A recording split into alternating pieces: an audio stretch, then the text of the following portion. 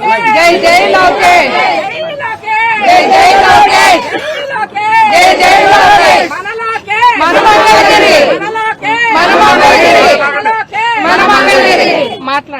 ఈ రోజు చంద్రబాబు నాయుడు గారి పుట్టినరోజు మన మంగళగిరిలో జరుపుకోవటం చాలా ఆనందంగా ఉంది.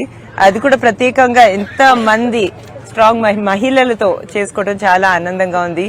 ఈరోజు సంధ్యా స్పైసెస్ అనే స్పైసెస్ కంపెనీ, కారం చేసే కంపెనీ కి రావటం జరిగింది. ఇక్కడ ఉన్న మహిళల సిచ్యువేషన్, వాళ్ళ ఈ ఇండస్ట్రియల్ ఏరియాలో ఉండే సిచ్యువేషన్ తెలుసుకోవటం జరిగింది. వాళ్ళు చాలా బాధల్లో ఉన్నారు. నిత్యావసర ధరలు కూడా చాలా ఎక్కువగా పెరిగిపోయాయి.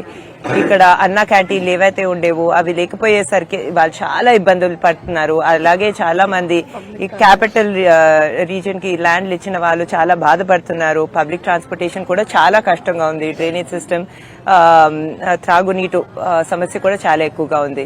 తప్పకుండా నారా లోకేష్ గారు తన మంగళగిరి ప్రజలకి, ఇక్కడున్న మహిళలకు అందరికీ మంచి మంచి పథకాలతో గత 4.5 సంవత్సరాల కన్నా ఎక్కువగా తన సొంత కృషి, తన సొంత రిసోర్సెస్ తో ఇక్కడ 29 ప్రోగ్రామ్స్ చేయటం జరిగింది.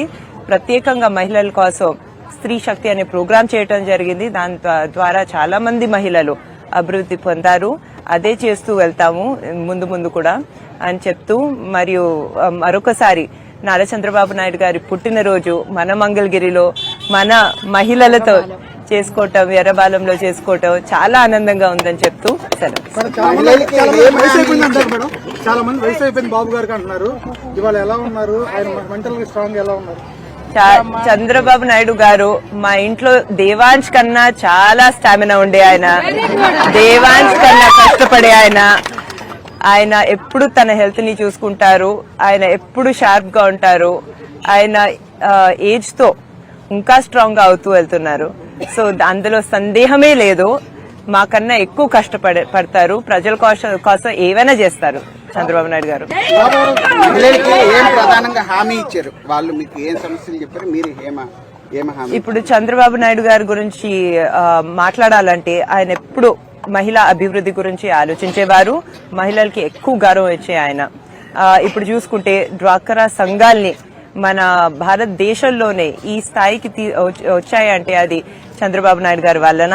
అలాగే మహిళలకు ప్రొఫెషనల్ ఎడ్యుకేషన్, ఇంజనీరింగ్, మెడికల్ కానివ్వండి, భారతదేశంలో మొట్టమొదట రిజర్వేషన్ కూడా స్థాపించింది ఆయనే, ఇచ్చింది ఆయనే. అదే కాకుండా మన మొదటి మహిళా స్పీకర్ ని కూడా, ప్రతిభా భారతి గారిని పాలిటిక్స్ లో రానిచ్చింది ఆయనే. సో ఎప్పుడు మహిళల గురించి ఆలోచిస్తూ ఉంటారు. ఇప్పుడు మన బాబు సూపర్ 6 గురించి మనకు తెలుసండి. మహిళలకి వాళ్ళ పిల్లల విద్య కోసం ఏదైతే చాలా ముఖ్యం, దానికోసం 15,000 రూపాయల గ్యారంటీ ఇవ్వటం జరుగుతుంది. అదే కాకుండా 18 to 59 సంవత్సరాల మహిళలకు ప్రతి నెల 1,500 రూపాయలు వచ్చేటట్టు చూస్తున్నారు. ఉచిత బస్ ట్రాన్స్పోర్ట్ వచ్చేటట్టు కూడా చూస్తున్నారు. అదే కాకుండా మహిళలకి 3 గ్యాస్ సిలిండర్లు ఉచితంగా వచ్చేటట్టు చూస్తున్నారు.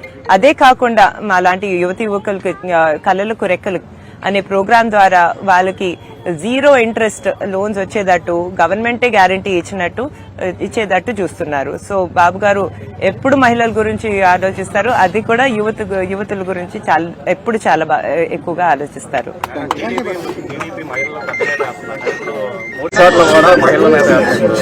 బాలకృష్ణ గారు కానీ హిందూపురంలో కానీ, లోకేష్ గారు మంగళగిరిలో, అలా పవన్ కళ్యాణ్ గారు పిఠాపురంలో పోటీ చేస్తున్నారు. మహిళల మీద పోటీ చేస్తున్నారు. దాని గురించి మీ అభిప్రాయం? మంచిది కదండి, మంచిది. అవును, మహిళలైనా ఈ సొసైటీలో మహిళలైనా పురుషులైనా ఒక సమానమేనండి. అందుకే మేము కాలేజీల్లో కానివ్వండి, లేకపోతే ఇప్పుడు వర్క్ లో కానివ్వండి, మహిళలు చాలా బాగా పైకి వస్తున్నారు, పురుషులు కూడా చాలా బాగా పైకి వస్తున్నారు. సో అందులో ప్రాబ్లం ఏం లేదండి.